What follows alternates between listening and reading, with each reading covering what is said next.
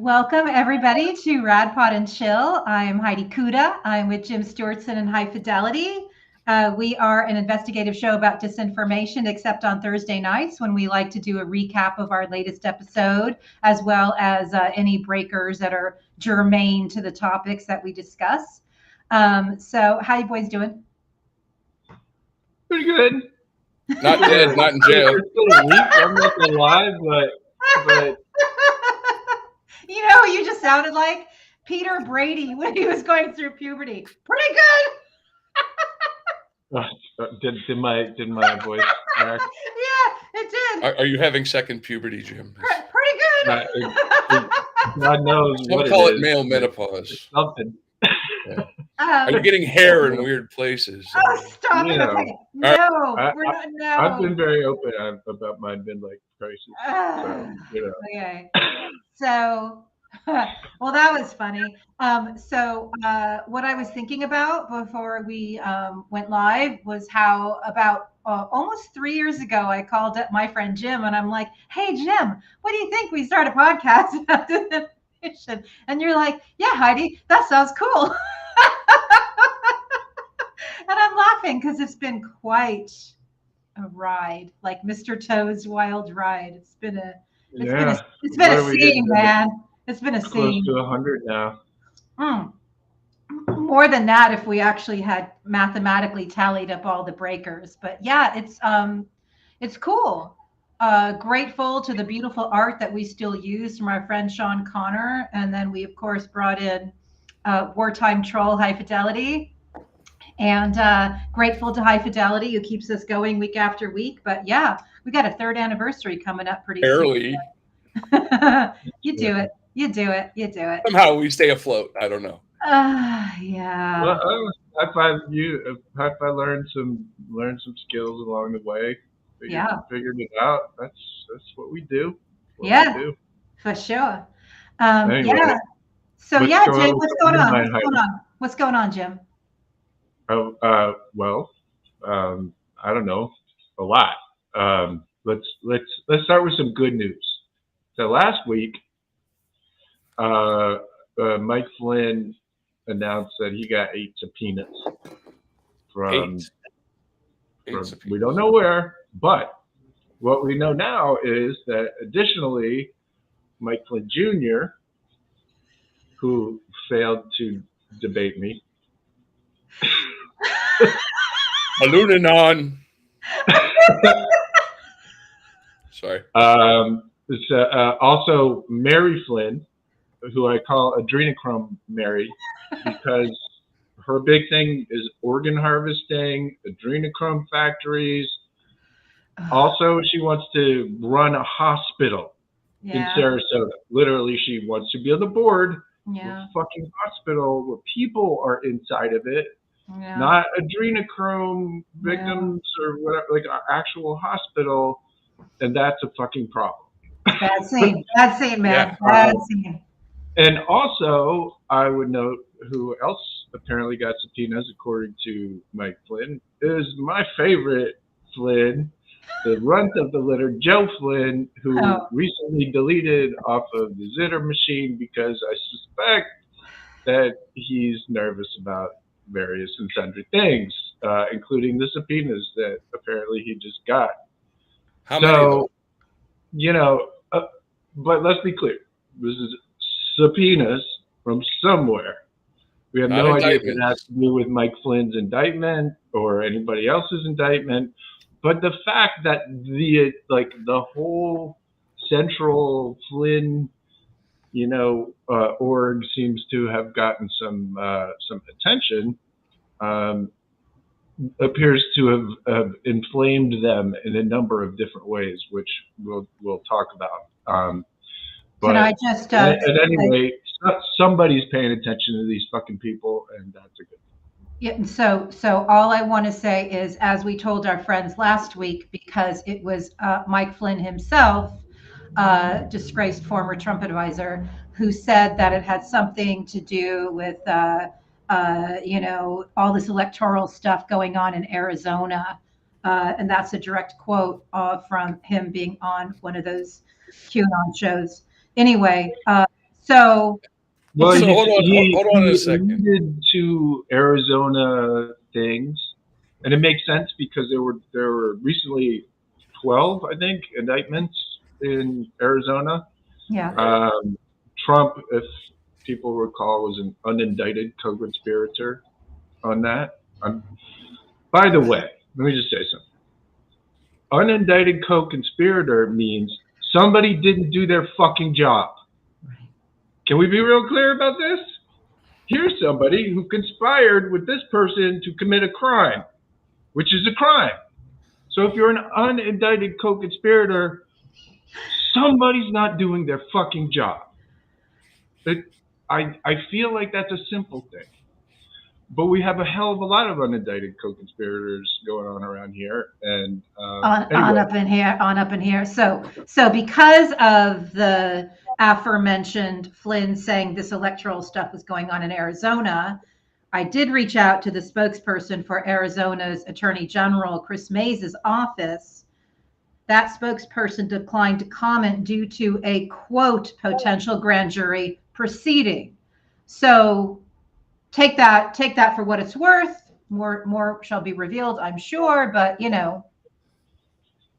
And well, that actually brings us, hold on, Jim, that actually brings us to the sponsors of this show, because unbeknownst to everyone else, I went out and got some sponsors. So this show, Rad Pod and Chill, is brought to you by the letter Q and the number 20. There's a 20 on my gate and it looks great. I just thought you might like to know. There's a 20 on my door who could ask for more, and I wouldn't never hang it low. There's a 20 on my shirt and even some dirt, you can still see a 2 and 0.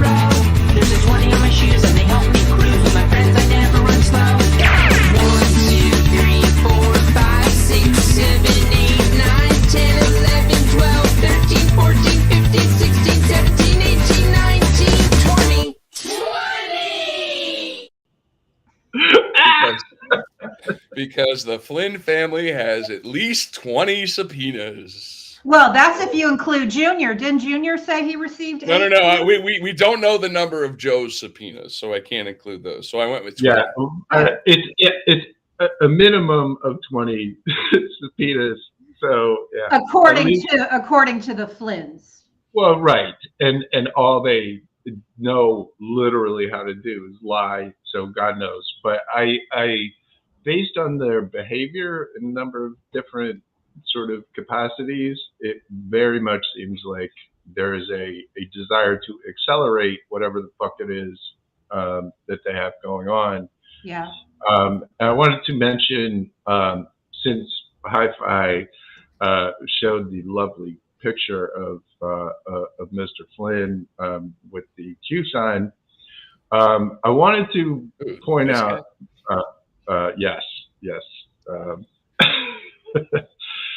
I wanted to point out that regardless of what you think Q is, where it came from, who started it, it doesn't matter. I talk to a lot of even QAnon accounts these days who have a very, very strong opinion about all this shit, right? There are people who disagree that Flynn, had anything to do with it on the left. That's fine. Knock yourself out. I don't care. We can argue about origins later.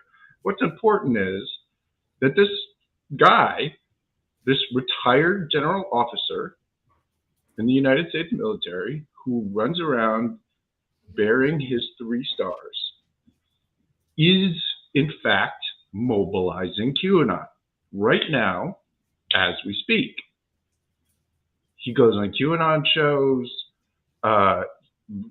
Yesterday or 2 days ago, he went on a QAnon show, and the lady said, "I tattooed WWG1WGA on myself, and it came from you to Flynn." In other words, Flynn, when he did the oath, inspired her to tattoo it on her body. And he said, nothing wrong with that. That's great. That's a great slogan. there are large QAnon accounts now out there saying not only is Mike Flynn Q, they're saying it out loud, and these are the worst, some of the worst types of QAnon accounts, but this movie is the kill shot. This election is the kill shot. This is the storm. This is the end, right?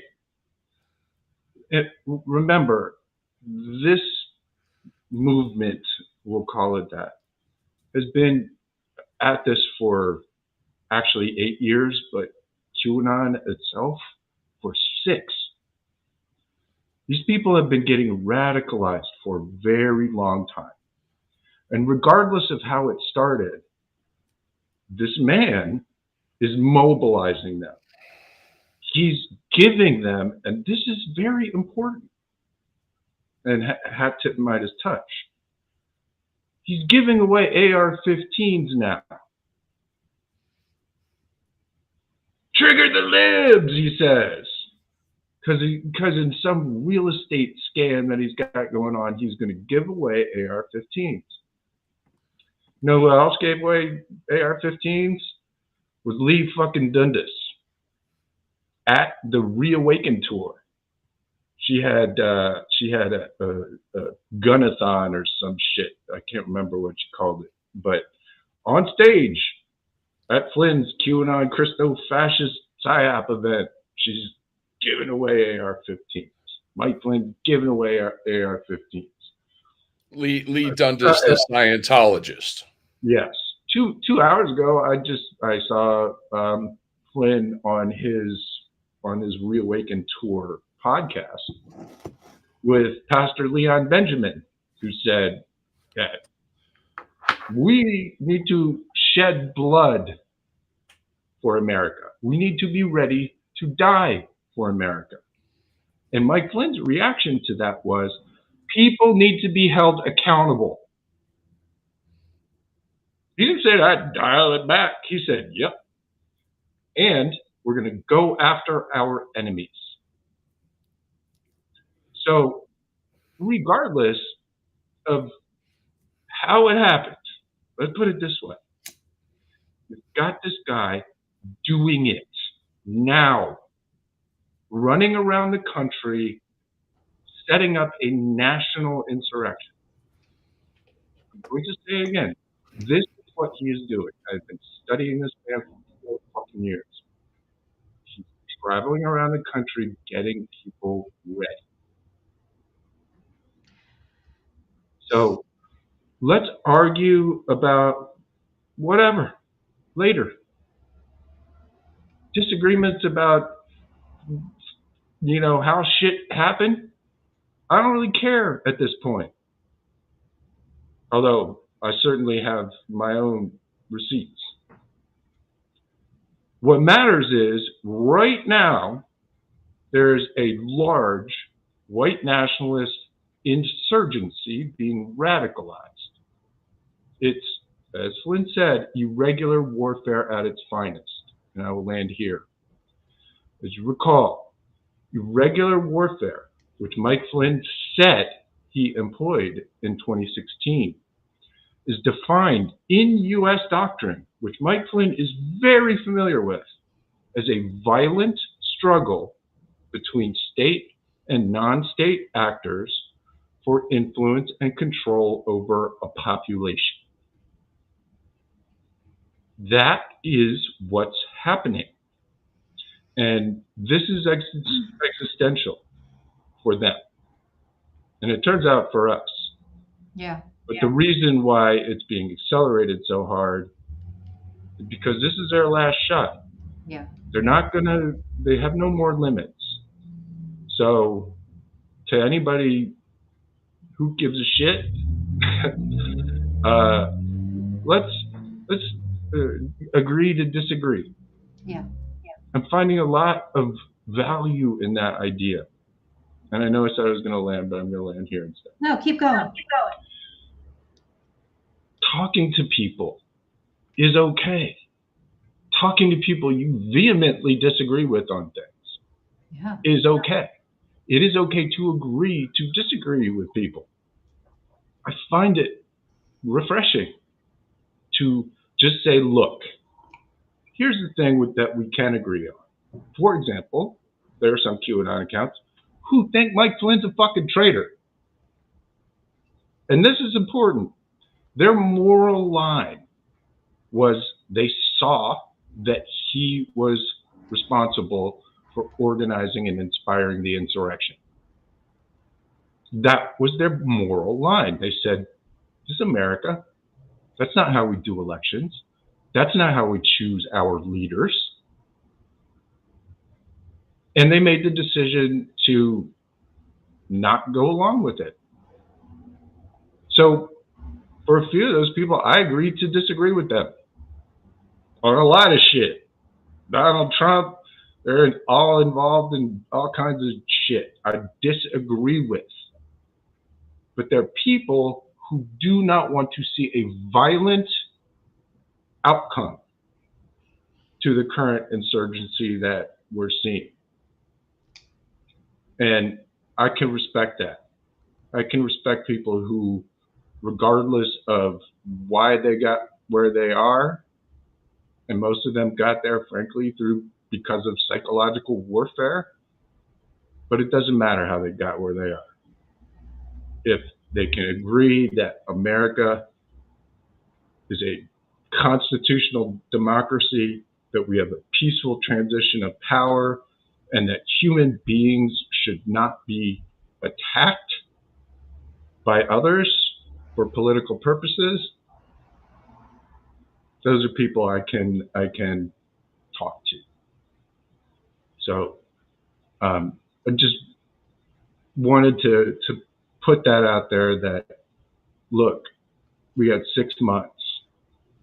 The thing that we have to do is figure out how to talk to each other.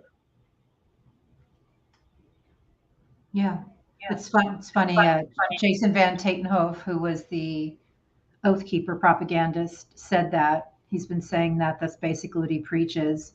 Meet each other on your neighbor's couch and talk to your neighbor and see what you can hammer out. And I know that whenever I do canvassing, and I've done a lot of canvassing, people are always so damn cool, one-on-one, face-to-face. So we've always preached empathy. Empathy is a superpower in the rise of authoritarianism, and it's something that we should really treasure, along with the trust that we have with one another. But I want to talk a moment about cruelty, because when you talk about somebody giving away AR-15s, you know, what we know in the rise of authoritarianism is this ratcheting up of cruelty. So you have Kristi Noem auditioning to be a vice president by saying, I'll kill my puppy. I killed my puppy. I killed my goat. Biden should have killed his dog. It's very cruelty speak, right? And then you, a couple days later, you have a breaking news story, a breaking story about Putin going hunting with Berlusconi a decade ago, where Putin, you know, pulls out the heart of a deer that he shot, forcing Berlusconi to throw up because Putin's got to be crueler than Noam. And then you have Ron DeSantis taking a cop that got fired from the force. The FBI said that this guy was, you know, a real menace. The direct words on him were something to the effect of this particular officer engaged in a pattern of abuse and bias against minorities, and he was known as Miami's most corrupt cop. So DeSantis now has him join his paramilitary force. So when you collectively add all this up, cruelty is obviously the point, and it's designed to make us obey in advance, designed to put us into despair or fear. And it's none of that. It's none of that. It's like, don't allow their fucking, criminality to prevent us from doing what we have to do to make sure that, as we're going to learn from Paul Nyland, that people like them are shunned these people should not be in polite society. They should be shunned for what they represent. And I'm hoping when we get past November that that's exactly what's going to happen. But we have a lot of work to do. Jim? Yeah, yeah, I've been thinking a lot about cruelty recently and seeing a lot more of it going on out there. And I want to say this, that it doesn't matter who it is. If your purpose is to be cruel, you're not helping anyone. If the only purpose is cruelty, is to hurt someone, you're just radicalizing them. If you're running around harassing people, stalking them, whatever it is that you're doing, no matter who it is, I don't give a shit if it's a Q believer, J6er, or somebody that you disagree with on the same side. Doesn't matter. Cruelty is chaos. Cruelty is the point. Cruelty is how they create a third position. And this is important.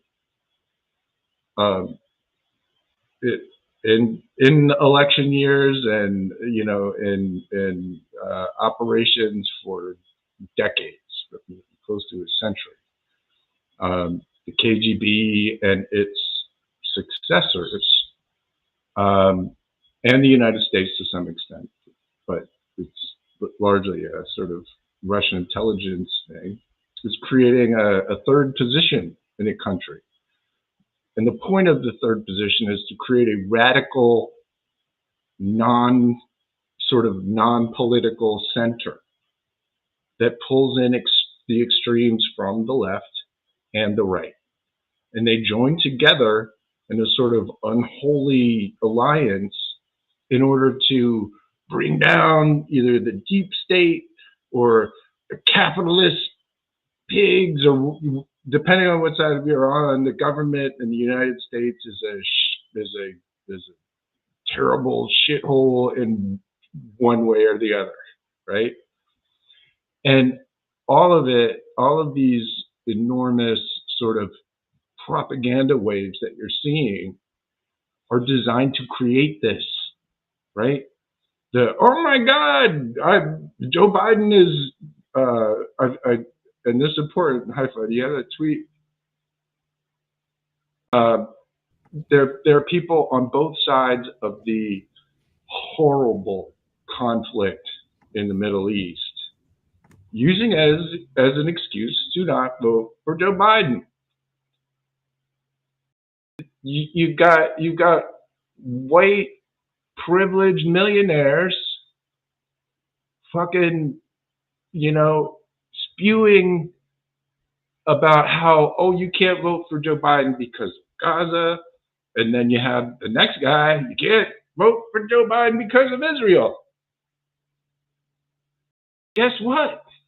Both of those are a success for our adversaries. It's not helping anyone. You're not putting pressure on Joe Biden. All you are doing is taking us closer to Project 2025. This is important. Project 2025 happens if these fucking theocrats get back in power. Gaza and Israel will be in deep shit. Because the reason that all of these people are so focused on this is because of mythology, because of Christian end times mythology that puts Israel as the place where Jesus is going to come down.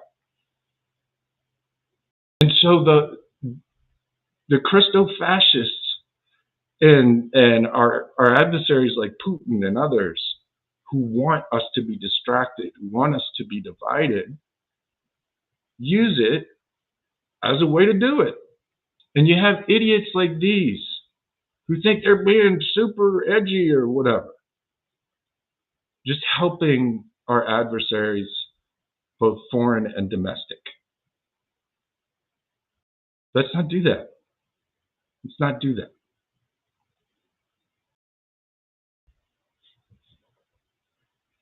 I'm old enough to remember 2016. Same shit, different year. Same exact shit, different year. You know. Look, my Bernie bro friends out there. Come on, man. We've seen this shit before. Is that really what you want? Right? Like, he's a warmonger. But her emails, she's so security, something. Benghazi. Benghazi. She stole the nomination from Bernie. Oh my God. Fucking Razzle drip.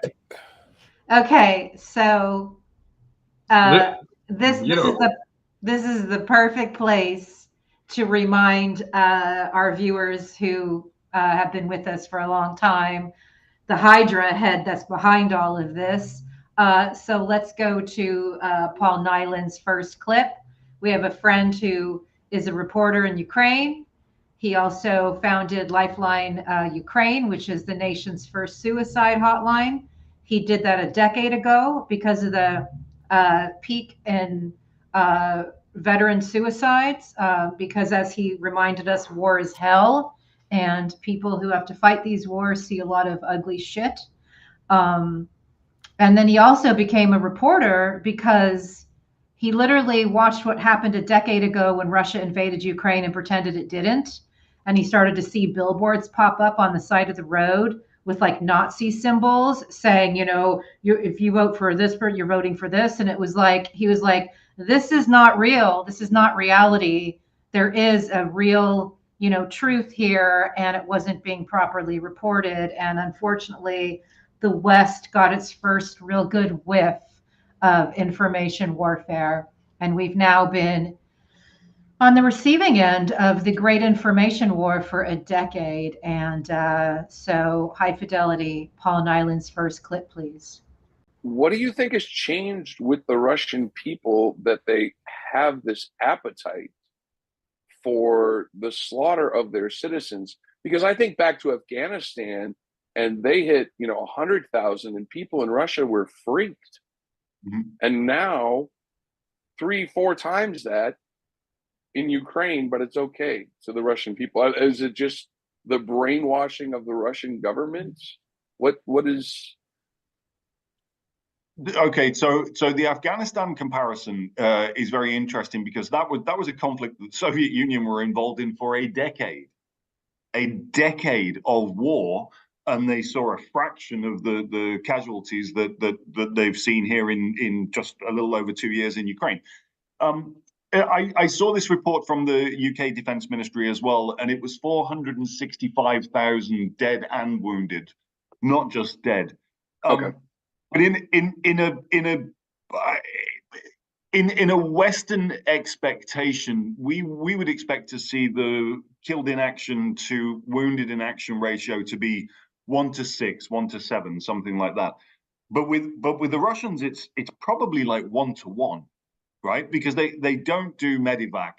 They're not taking people off the battlefield who might actually have a chance at surviving if they were to get medical care, and they haven't been doing that since day one. I mean, it's even worse than that. It's not just leaving people to bleed out on the battlefield. Anybody who's retreating is shot by the Russian side. They're shot by these barrier troops, which has been an age-old Russian/Soviet tactic as well to motivate people, I suppose, is the best way that we describe it. But Russia has become, and it is exactly as you put it in your question, Hi-Fi, a result of propaganda. Russia has become a death cult. That pretty much says it all right there, I think. I mean, let's be clear. Russia is a death cult that they're trying to recreate here. Yeah. I mean, it's really nothing short of that. I mean, you look at the actions of the entire right wing, entire Republican Party. Mike Johnson only let Ukraine aid through because they were going to flip it to the Democrats. He had no fucking choice. This is a pro-Putin, anti-democratic movement,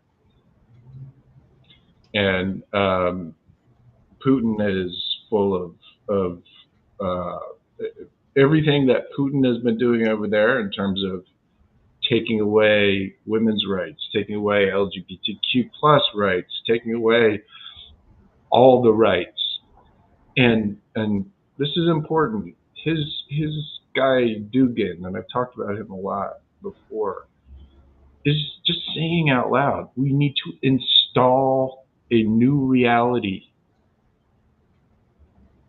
Those are the words that he uses about Russia, about how they need to install a reality that is multipolar, meaning that the West has to be torn asunder. And those tactics, the idea of installing reality, creating alternate realities around somebody, I happen to know a lot about that. And that's exactly what's happening here. But it's not a reality, it's not an alternate reality that they're doing for fun. It's not an alternate reality that they even recognize as alternate, because they're insulated. They get insulated into these echo chambers, and getting out by themselves is almost impossible.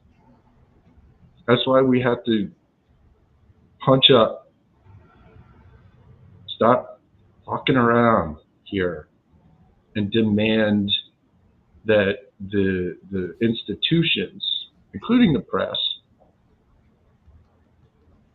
fucking do their job. That's all. We just need people to do their job. I thank you. Indicted co-conspirators. Let's have some more indicted co-conspirators. Let's go after the people who are trying to tear down the country my fucking kids are going to raise their families in. This is a good time to thank everyone who's watching, who supports independent investigative journalism, because I do not have any hope that billionaire-owned news properties are suddenly going to pivot to save democracy. I don't think they are. I think that we are going to rely more and more on independent investigative reporters who are reader-funded and viewer-funded. And I say that because if the guy you choose to be the CEO of the Washington Post, if the guy that you choose for that job is the guy who successfully helped Rupert Murdoch cover up the phone hacking scandal in the UK, then I am not hopeful that the second act of this guy won't be something bigger, like helping to delete democracy. So I do not have hope in the Washington Post or the New York Times or cable news or any of that. I do have hope that we still do have independents who are willing to stick their fucking necks out on behalf of democracy. But I don't have. Did you read about Sulzberger at the New York Times? I read about Joe Kahn. Well, Sulzberger at the New York Times, it was reported that he gave the green light to more Joe Biden as old stories because they wouldn't give the editorial board an interview or something. Let me fucking clear. Yeah, I remember that. Overlord shitheads. I don't give a shit if you're Rupert Murdoch in charge of Fox News, or this asshole in charge of New York Times, or this guy at the Post who's doing all kinds of sketchy shit too. I don't give a shit who you are. It is not your job to affect democracy except to report the facts, not your psychological warfare against the fucking president or against anybody else. It's not your job to do any of that.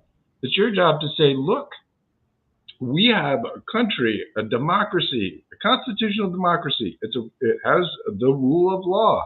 And look, here are people breaking it all the fucking time, every day, trying openly to end this American experiment. Yeah. If you're pushing hit stories on the president of the United States in order to get an interview with them, you're the fucking problem. That's it. It's not complicated. It's not. The New York Times and Twitter are hugely responsible for the outcome of the 2016 election.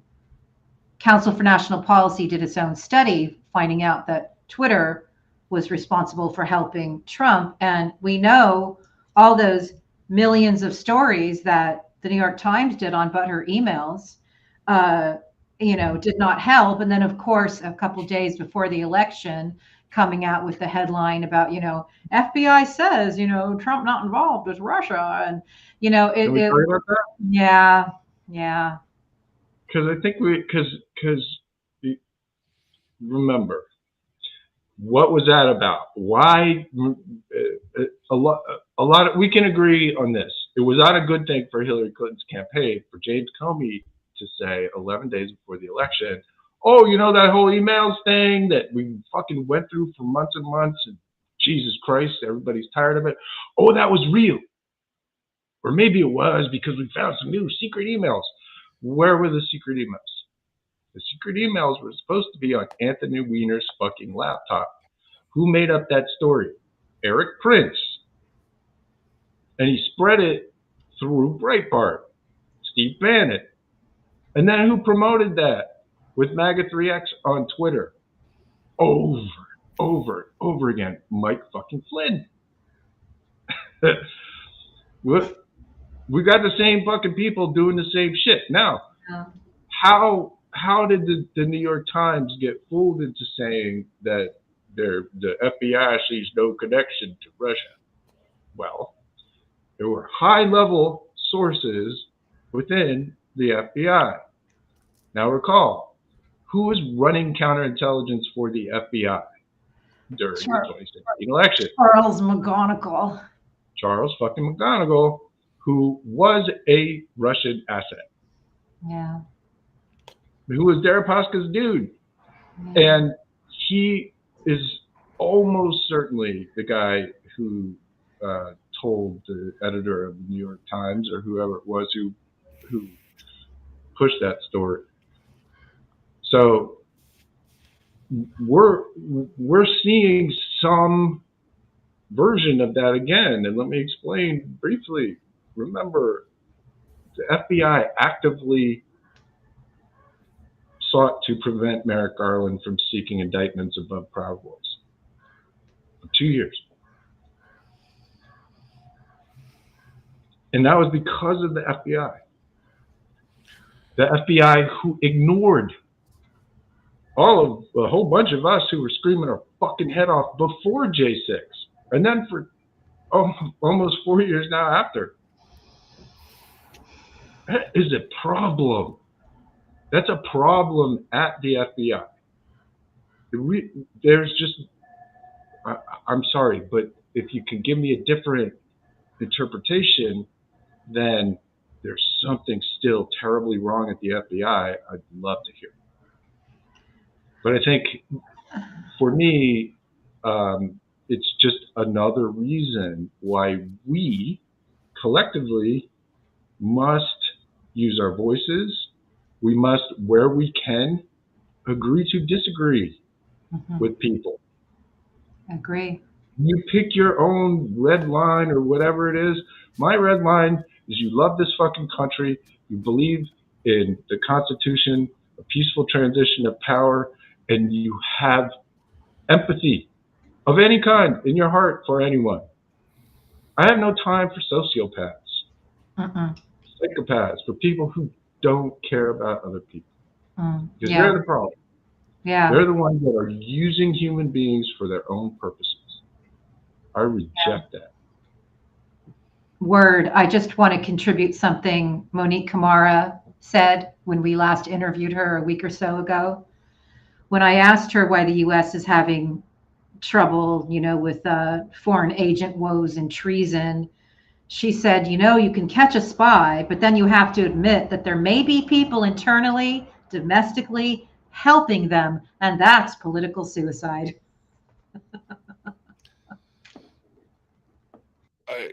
I feel like we are being held back, and that like the reality is, we're waiting for the vote, and the vote will decide our future, and America is going to vote to maintain a democracy, or America is going to vote for fascism.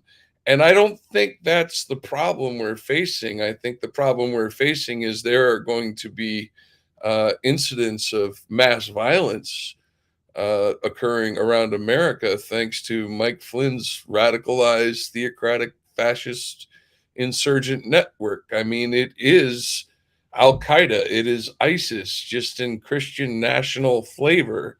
I don't understand why people aren't seeing that when they're talking about, handing out AR-15s with every single house purchase, which actually gave me an idea. I think I'm actually going to start a realty company. And this is serious. With every house I sell, I will throw in a Terminator flamethrower mounted robot dog. Jim, you've seen those. You've seen those, right? So fuck you, Mike Flynn. Flamethrower on it? Yes, the flamethrower. High five realty. Here we go. I want to click on the video. I'm just kidding. I would never fucking. I don't know if there's actually a video. Here we go. Oh, watch video. Let's see this fucker.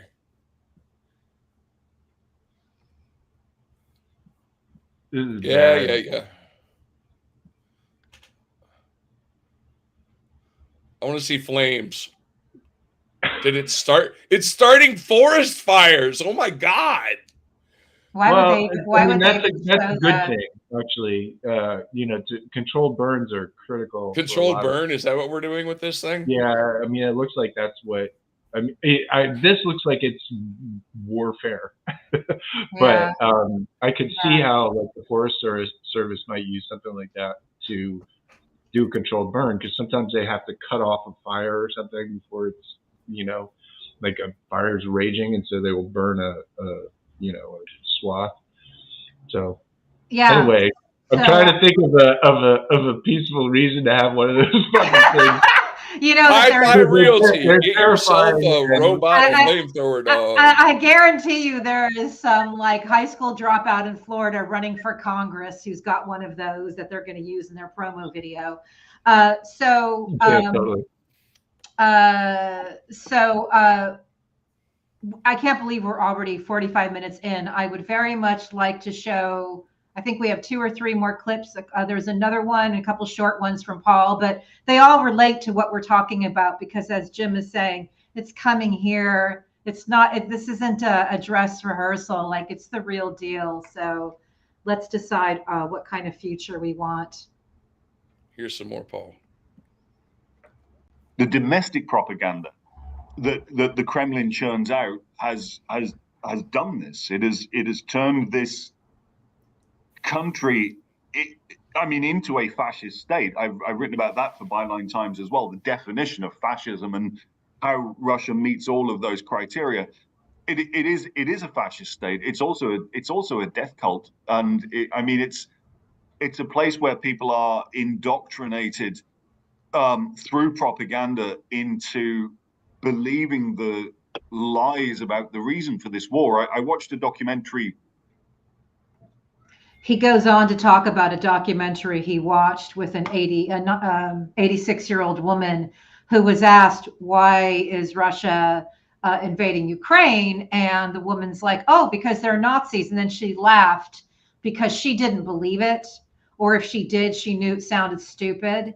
And so she's repeating the propaganda. And, both Jim and Hi-Fi, I need your help with this. If we have 6 months left to wake people up to what's at stake, We got to find a better fucking word than propaganda. Propaganda has been a weak word, like gerrymandering. It's been a weak word. We need something better. I know, Jim, you go Everybody by, chastises me when I say the word mind fucking, though. But that's what it well, is. They're or fucking up mind, people's or minds. mind war, mind hackers, mind. There's just never been anything that could reach the level that we need it to reach. And I keep saying, orchestrated mind war is not free speech.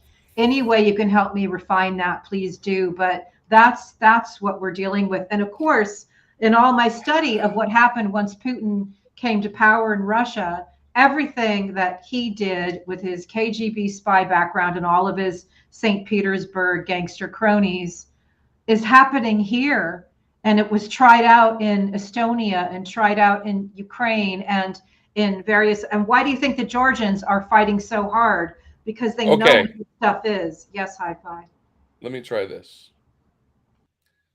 We are currently undergoing coordinated, well-funded cognitive warfare, which is damaging Americans' minds and thoughts. All right. And this is funded by traitorous billionaires who are also at the same time attempting to overthrow our legal system. I mean, today we saw Trump tell the oil industry, funnel $1 billion to my campaign and I'll overturn environmental regulations. You can take that to the bank, right? That is corruption on the level of the Teapot Dome scandal. Trump is a worse president than Warren G. Harding. And I know Harding. Harding's awful. All right. Sorry, history nerd. Anyway. But we have to understand that it's not just the billionaires in this country. No. There is corruption that is spread throughout the globe. We see it constantly. We see it in the UK, in Londongrad, with Cambridge Analytica, Robert Mercer, Stephen Bannon, targeting people over the internet using psychographic profiles. Right? We know what is going on, and it is hidden. It is denied by the media constantly. When I talk about corruption, actually, this is the point I was ultimately getting to. Is today I watched as Malta's former prime minister is charged with corruption. And when I think about Malta, the thing I really think about is the assassination of Daphne Galizia. Daphne was investigating this man, and she died from a car bomb, right? The other thing I think about when I think of Malta is I think about... oh, hi, thanks for checking in. I'm still a piece of garbage.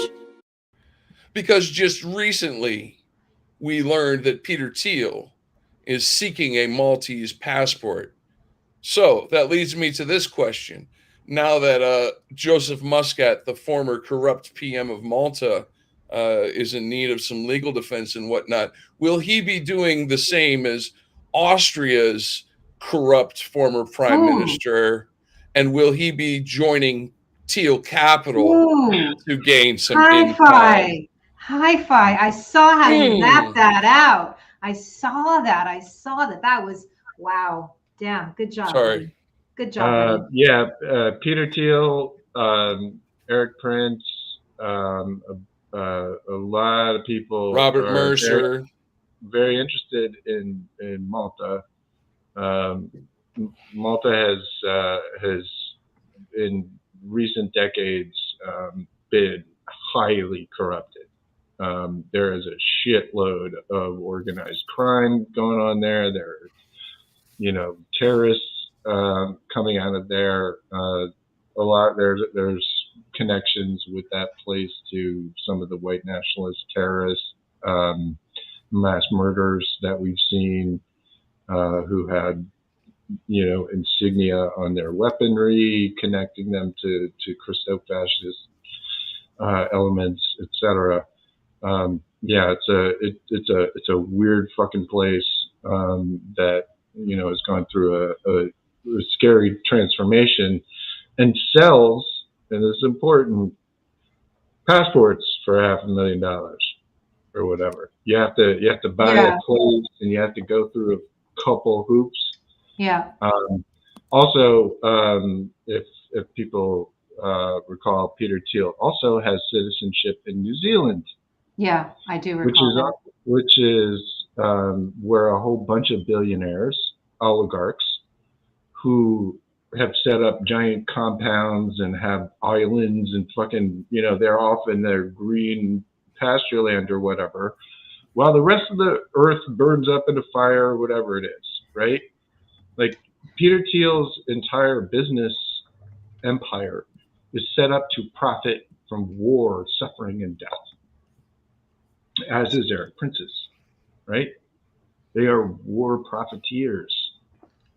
So that tracks with what Jason Stanley said the last time he was on our show, which is that, well, they're trying to push us all toward, becoming peasants and voting against our own best interests. They'll be in their bunkers in Hawaii, New Zealand, et al.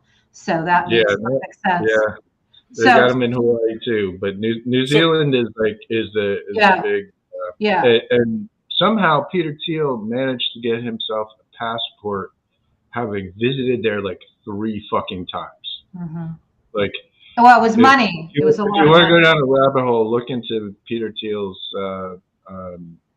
passport.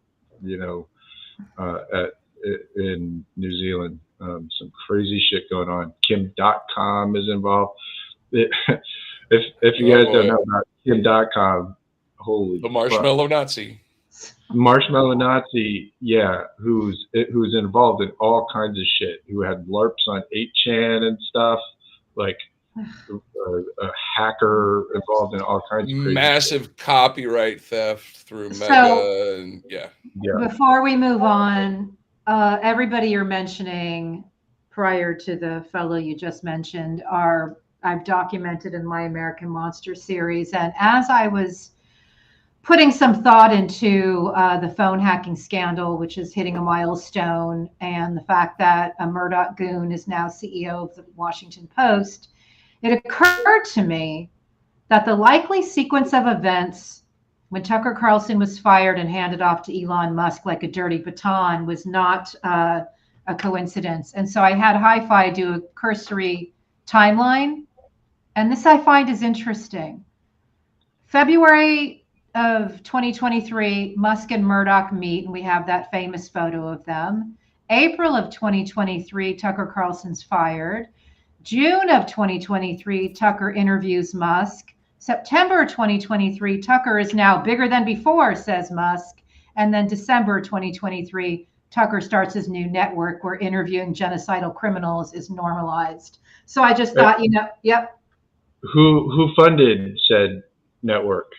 Oh, Robert and Rebecca Mercer. Who do what? Who launder fucking money for Putin? Allegedly. And now we're allegedly. Sue me, Bob. Sue me, Bob. Oh, why not? Everybody else is. Everybody else is. Let's make it happen, bro. Hey, hold on a second. Speaking of Robert Mercer and golden passports, I just wanted to bring up this article from Fast Company from 2018. Cambridge Analytica actually has shady global passports going on. But if you read this article, one of the people you come across is a fellow named Paolo Zampoli. And Paolo Zampoli is an interesting figure because he's into crypto, and he used to have himself a modeling agency. He sold his first company to Berlusconi and went to work for him. And he introduced Melania to Donald Trump. And yet he's somehow caught up in this. I would also like to remind our viewers that Cambridge Analytica was only very effective in the United States because it stole the data of 280 million Americans from the company Facebook, where Peter Thiel was a board member. In their quest to steal this data from Facebook, Cambridge Analytica, founded and funded by Robert and Rebecca Mercer, was aided in their quest by Peter Thiel founded Palantir, thus leading us back to Oh, hi. Thanks for checking in. I'm still a piece of garbage. I saw where you was going with that. So I believe it was 180 million, but maybe it bumped up to 280 million. But the number I remember that they admitted was 180 million Facebook accounts. Solid. 9 out of 10. Well, we know from the Great Hack. We know from the Great Hack. It was 280 million Americans is what they claim to have full massive sets of data on. We're coming up towards the end of the show. I just wanted to make sure that we address the most important issue of our time. And it's the following. We have a presidential candidate with literal brain worms. I know. Explain it. Physical, actual brain worms that ate part of his brain, according to himself. So I did a poll to say, would you like to vote for Joe Biden or the demented rapist or the guy with physical fucking brain worms? Like, this is so crazy. We're not making this up. No, this is a thing that happened. Yeah. We're not making that up. But I would like to say I find it interesting that it comes up at this point in the race and who actually released that material, because that's a pretty effective weapon in a political arena. Mm-hmm. Well, we can expect a lot more of this leading on up to November.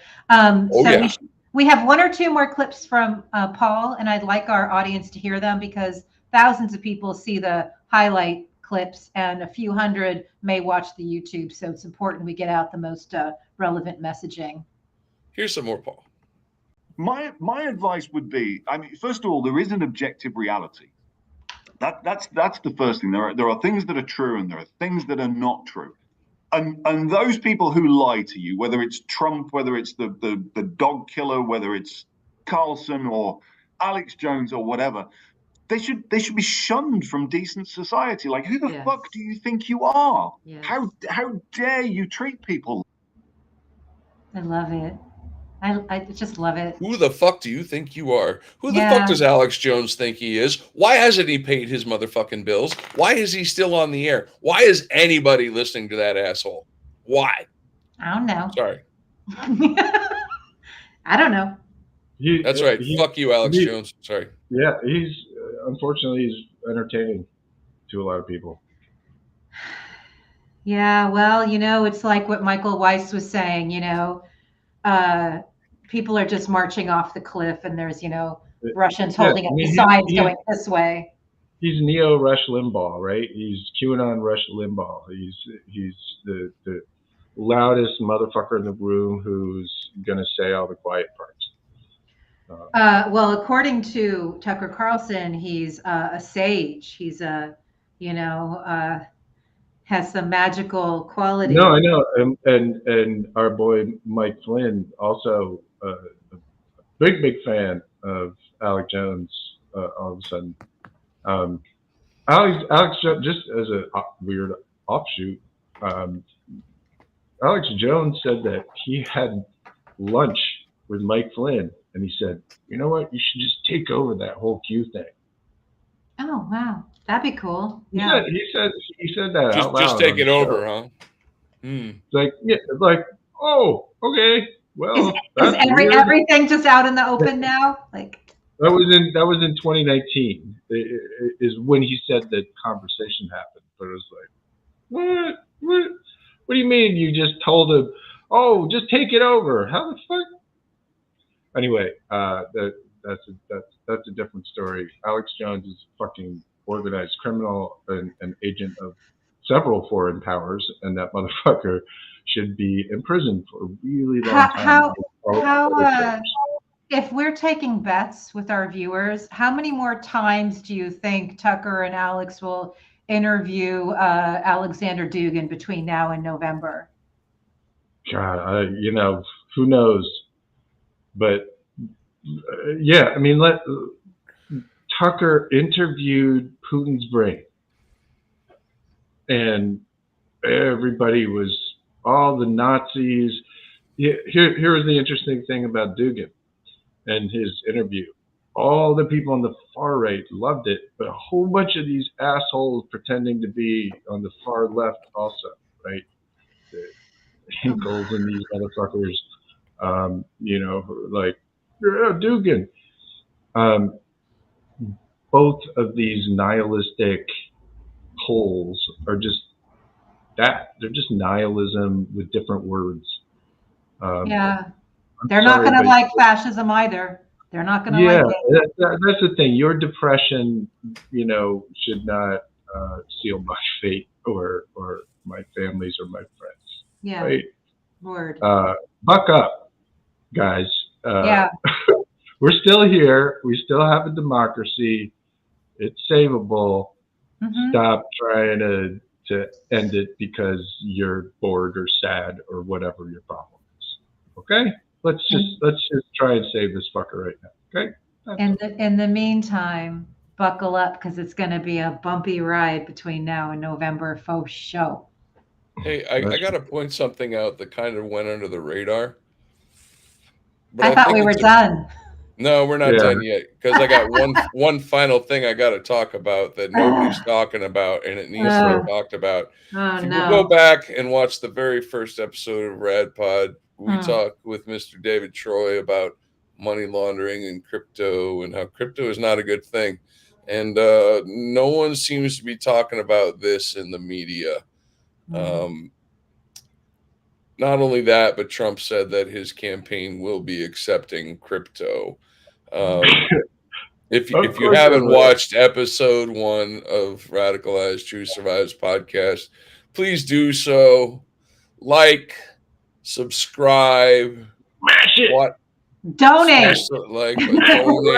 Donate. Thank you to those who support us. We're gonna keep doing this. Yeah. No matter appreciate fucking you all, what. everybody. Appreciate you all. Both out there fighting for us, democracy, and especially those people behind the scenes. I appreciate you. One last thing from me. We have a lot of friends on Twitter still who just support us, retweet us, do a great gift just when we need it, and it all matters. And I just want to thank you so much. Sometimes it's exactly that life raft that I need in that moment.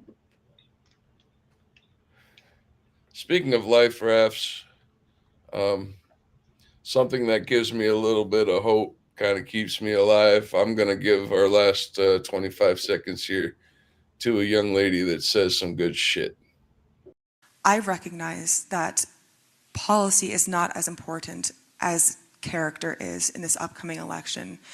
And we need to have those discussions. I've never voted for a Democrat in my life, but I would absolutely consider voting for Joe Biden this upcoming November because he will not seek to destroy our nation. He will not seek to destroy our Constitution.